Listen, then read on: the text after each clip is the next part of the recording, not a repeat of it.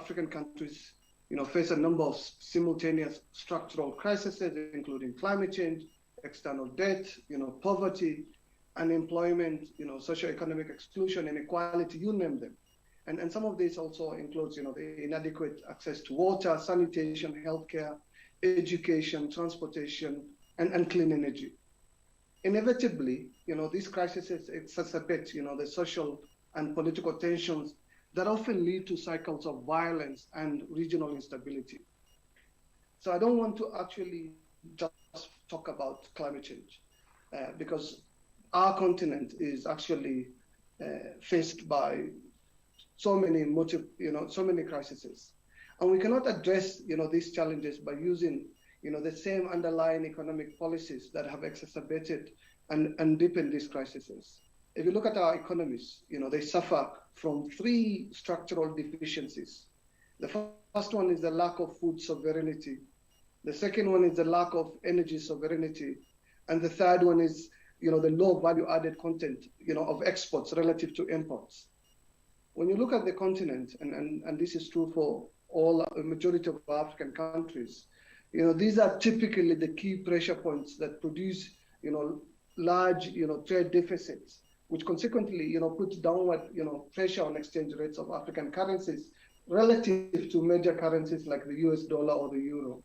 And so a weak currency means that imports of basic necessities such as food, fuel, and medicine will be more expensive. And so this type of imported inflation often leads to social and political instability, which governments typically avoid by subsidizing the price of basic necessities and by artificially, keeping the exchange rates strong, mostly via the accumulation of debt denominated in foreign currencies. And so this external debt, accumulation is believed to be a solution when it's actually a quagmire. Prioritizing debt payments, as we're now facing in majority of our countries, often means, you reduce allocations for education, for health, for critical, infrastructure investments. And furthermore, the policies that are designed to increase, foreign currency earnings to pay off the debt end up actually being an entrapment strategy that only deepens the quagmire. And so for a climate expert like me, why am I talking about these policies, these structural, deficiencies, and these traps? The reason is simple. There's no way out of these structural, traps unless we invest in food sovereignty, particularly at the national, sub-regional, and regional levels. Unless we invest in renewable energy sovereignty, and I'm particular about the energy here, I'm saying renewable energy sovereignty.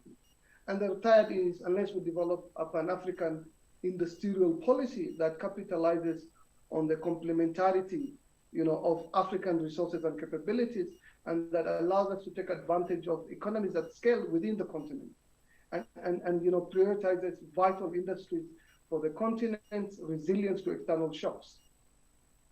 Why are these things critical, especially in the context we're in, where we are talking about tackling, climate change? Climate change, has been caused by the rich historic polluter. Our continent is home to about 17% of the global population. We account for less than 4% of the emissions. And we're on the front line and suffering fast and worse the impact of climate change. But the wealthy minority in the developed world have actually developed, in part because the rest of us have actually subsidized their development because they polluted without facing the cost of doing so. And so in order to fight climate change, we must embark on rapid decarbonization on a scale never seen before. And this must begin by banning, the expansion of any new, fossil fuel production, as well as, of course, the rapid phasing out of existing fossil fuel capacity.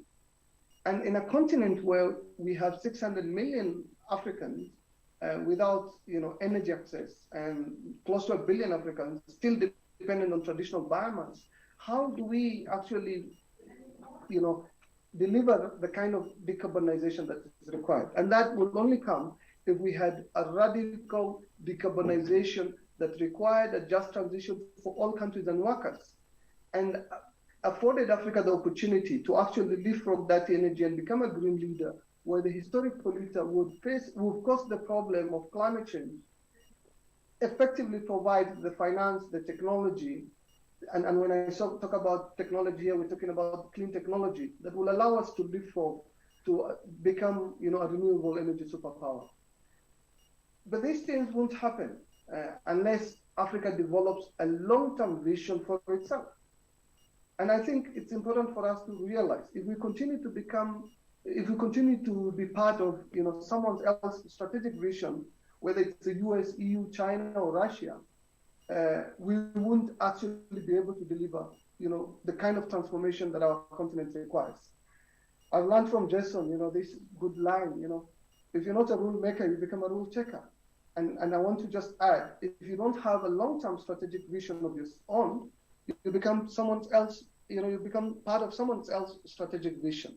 And this is the challenge that we're facing. If you look at the world, it's currently undergoing, a massive restructuring. We're seeing the restructuring of the global economy in the aftermath of the COVID crisis and, the Russia-Ukraine war. And it's likely that this new model of globalization is likely to have three major hubs: North America, Asia, and Europe. With Africa and the rest of the global south yet again been left out and assigned the role of being a source for cheap raw materials and low-cost labor, which is what we've always had. And this is something we can actually challenge and address because we're having the COP coming to Africa. It's coming to Sharm el-Sheikh in Egypt. And this COP is going to take place in the midst of, compounding international and local crises on food, energy, and environmental security. And so it's a chance for political decision makers to get to grip, of these crises and agree new ways to work together and address them. For the 30 years of the international climate negotiations, every African country has sent a delegation, mostly to negotiate an outcome that privileges the historic polluter and marginalizes the vulnerable countries in the global south. And so if you look at the model of engagement or the BAU, the business as usual engagement of our African states, there are several scenarios of disappointing outcomes for climate action that you can actually foresee. And this is something I want us to be thinking about for once, in a way in which we can actually shift the trajectory of Africa's engagements and how Africa actually engages in the international climate process to deliver on climate, to deliver on development, and to deliver on energy. Because these are three intersecting crises that can only be addressed if we tackle them together. And so the scenario that is before us is one where if we don't collectively influence the leadership of our continent, they're likely to compromise on Africa's energy transition by not affording the opportunity of Africa to leapfrog and Africa joining in the league of big polluters and extracting more fossil fuels in the name of addressing energy poverty, when we know fossil fuels and particularly major decentralized fossil fuel plants will always privilege the elites and major urban centers and will continue to actually marginalize, particularly the poor in the rural areas. The second challenge that is likely to be faced if we don't get ourselves organized is the failure of these talks to deliver on the adaptation or resilience outcomes that this continent requires, including the possibility of compromising on addressing loss and damage, and particularly unlocking the kind of loss and damage finance that is required.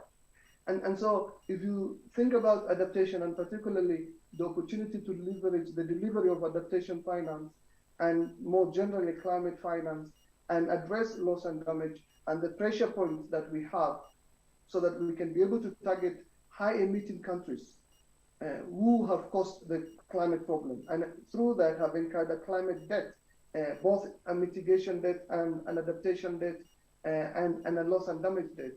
If we don't shape the expectations of the narrative on COPs, and particularly an African COP under the Egyptian presidency, and fail to focus on how these COPs needs to take concrete steps forward on meeting our development objectives, meeting our energy objectives in terms of energy access objectives, including the transition, and failing to meet our resilience objectives in terms of addressing our food and water security, we will again fail, and we will say the multilateral process fails, failing to account for the fact that a quarter of the countries that will be negotiating in that space are African countries.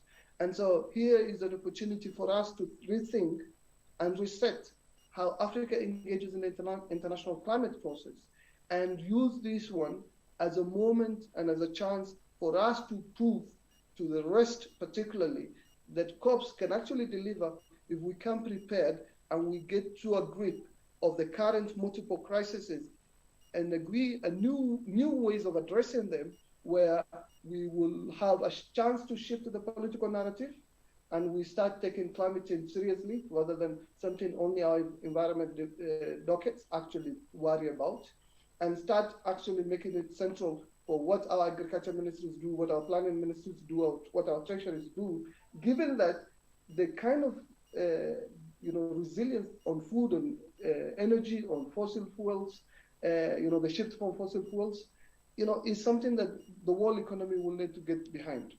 And then finally, the need to actually scale up collaboration. And when I talk about collaboration, it's mostly for me a ticket for us to actually be able to ensure the scaling up of the finance that is needed to unlock both climate and development for this continent. And so, colleagues, the structural traps that we face, the false solutions that have been sold to us. If I give you one example of false solutions as I wrap up, because of the entrapment that I talked about, you have policies that effectively encourage false solutions. And I'll give you one example, and that is tourism, for example. If you think about a policy that encourages tourism, it ends up basically increasing food and fuel imports so that we can be able to feed, transport, house, entertain millions of tourists. And so the policies that encourage exports end up leading to more imports. And what are the imports that it leads to? The imports of fuel, the import of capital equipment, and the other intermediate inputs. And so we have a situation where policies promote foreign direct investment, effectively end up increasing import of fuel, and particularly fossil fuel, so that we can increase energy production and transportation.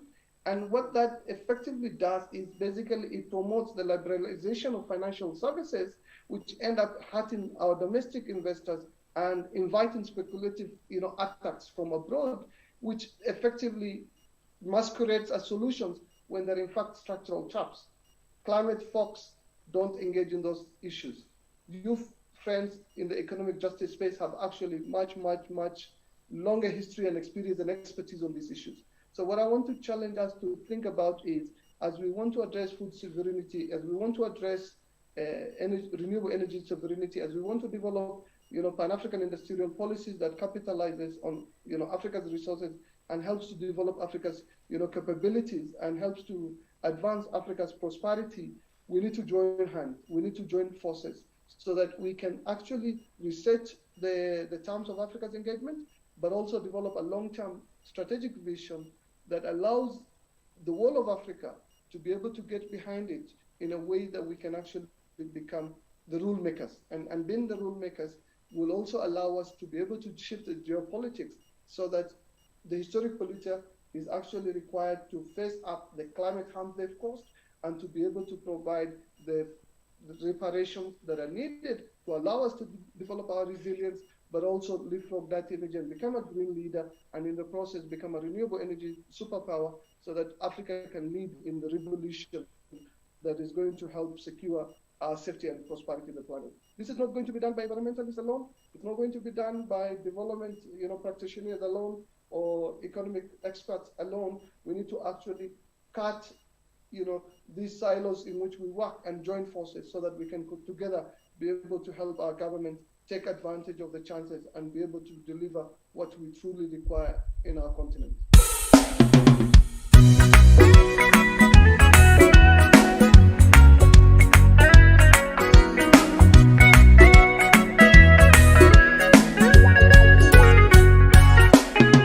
We call for policies and practices that put people first.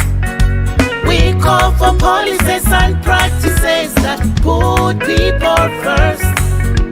You and I are the